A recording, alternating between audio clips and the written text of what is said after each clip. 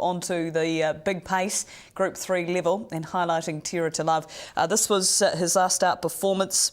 Beating home, of course, Marseille, High View Tommy in Gold Ace in the New Brighton Cup. We'll take you back to the fresh-up dominant win by the defending Cup champion. 100-metre mark, pure power, just niggled at on the outside of High View Tommy. Marseille fourth, on the inside Major Mark, and then came Terra to Love, Mac Banner. A few of these big bangers with work to do. Third quarter 27.8. Ohoka, Texas runs for the judge. Tommy's back to the ice, Bloodstock Express Lane, High View Tommy. Here's Terra to Love now around Marseille, and out wider was Gold Ace. Terra to Love swept upon them. Marseille, High View Tommy into placings, but it's Terra to Love. He's going to win. He beat Marseille and High View Tommy. Major Mark fourth, then came... 5-year-old stallion by Western Terra winning that fresh-up performance in the New Brighton Cup. It's the first leg of the $10,000 bonus quaddie 2, and I'd be struggling to think what kind of pot that will get up to, given that this is the first leg and how high those turnovers have been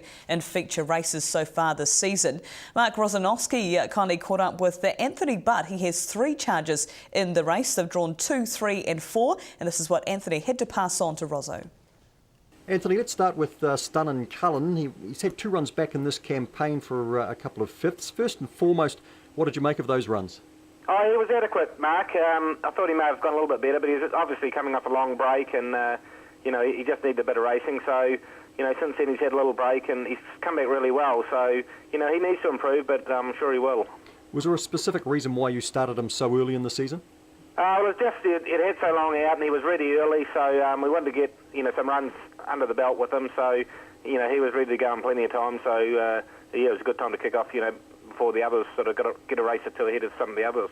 Has he been off the property much, or are you doing most things at home with him? A little bit, yeah. We took him to Addington on Monday actually and worked him, and took the whole 3 of mine to Addington on Monday and give him a good hit out. But yeah, he went the trials last week and at Rangiora and went really nice. So no, he seems back on track, and I'm expecting a reasonable run from him. So these the conditions of this race ideal for him? Yeah, they are. Yeah, he's normally a really good beginner, so with it, got a lovely draw at 2, so he should step away really quick and then get a nice run hopefully. And you've engaged Dexter Dunn for the drive? Yeah, Dexter was available, and he's obviously driving in peak form, so I was really lucky to get him, and he'll do a great job with him. Do you expect we'll see the best of Stunnin' Cullen this season? Well, he's done a great job already. He's probably won $1.5 million, so he has got those issues with his breathing, and he's got to be driven accordingly now. So, but he's a great horse. I don't think he's lost any of his ability. So it's just a matter of turning up on each night and racing to his best ability. Choice Achiever resumes, going to be number 3 in the book, and Mark Jones to do the driving there. Yeah, Mark's going to drive him this week. He's coming off a break too. He got sort of injured up at the Auckland Cup meeting in March, so he's had a bit of time off, and he's a bit behind the others sort of race fitness wise.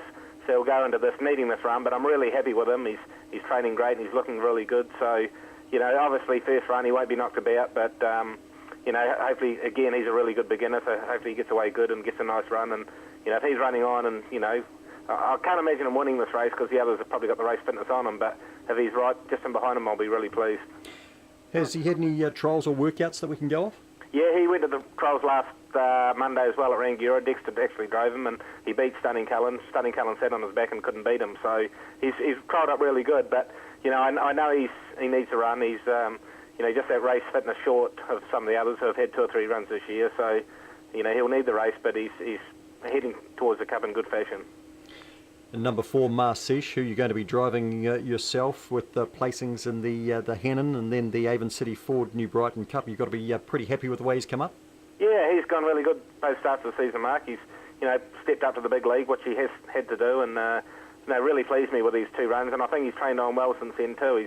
His work was really good on Monday, and his manners have seemed really good this season. So he'll give a really good account of himself. And you're going to be driving him, so you're staying with him. Should we read anything into that?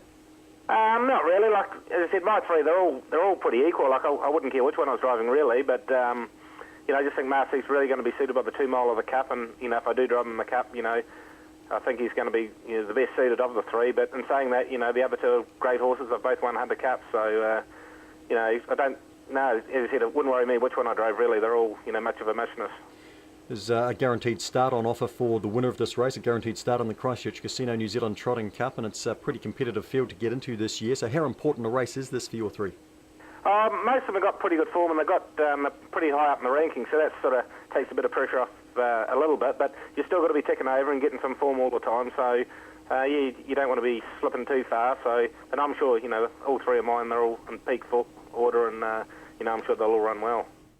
Anthony Butt, we appreciate his time here on the box seat, passing on his thoughts on the team, Craig. And yeah, 3 horses in the race, and they've all drawn beautifully, 2, 3, 4. Absolutely, Jess. He took them in on Monday to give them a private workout. I like the way Choice Achiever's come up this time, Jess. I know he's not ready for Friday night, but that was a nice trial that we saw, beating Stun and Cullen at Rangiora last Monday. Hit the line quite nicely. And the punters reacted to that trial too, Jess, because he was at 51 and 12 leading into that trial. He beat Stun and Cullen, the quote halved. He went to 26 on the win, 5 for a place. Now, talking to one of the owners during the week, they said, listen, we haven't targeted the New Zealand Cup. We're just going to take it week by week, but he's come up very well. This race is on the radar, and then they'll head to possibly the Ashburton Flying Stakes. So they're quite happy with the way he's come back after a long injury since the Auckland Cup. Marshish has been great, a third and a second in his 2 starts back, and we know that he stays all day, so New Zealand Cup 2 miles, no problem to him. The question mark to me of the 3, Jess, is Stun and Cullen. To be fair, I thought he's just been average in his 2 runs back. I wouldn't be surprised if they drive him a little bit quiet on Friday night.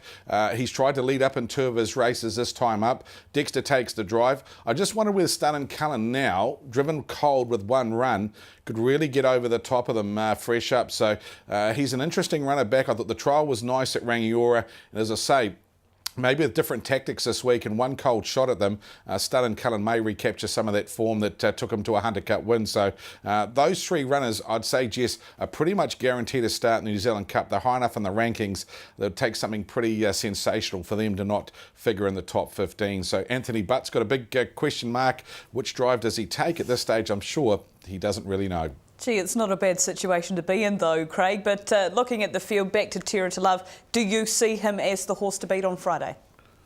Oh, absolutely, Jess, because he hasn't done a thing wrong. I loved every trial he's had so far this time in. The 1 start back at the races, well, he peeled off at the 400. Gold Ace couldn't go with him. He loomed up on the outside of Marshish, basically given windburn at the 100-metre marker, and I think it was just an arrogant performance. Ricky May talked to him on Sunday before the races at Methven.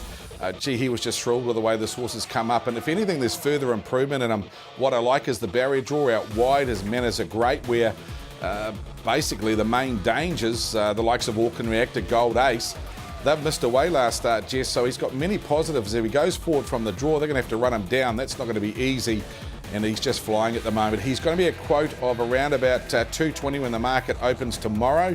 Auckland Reactor at $4. Well, I think he's actually, I understand the market's open now, just getting it through my ears, so you can bet on this race at the moment. Auckland Reactor $4, Jess. I thought he was great in the last start effort and running where he did, because his sectionals were brilliant, 154.8 after missing away. He just can't miss away this week. If he steps with him, I think he'll be very competitive and can test Terra to Love.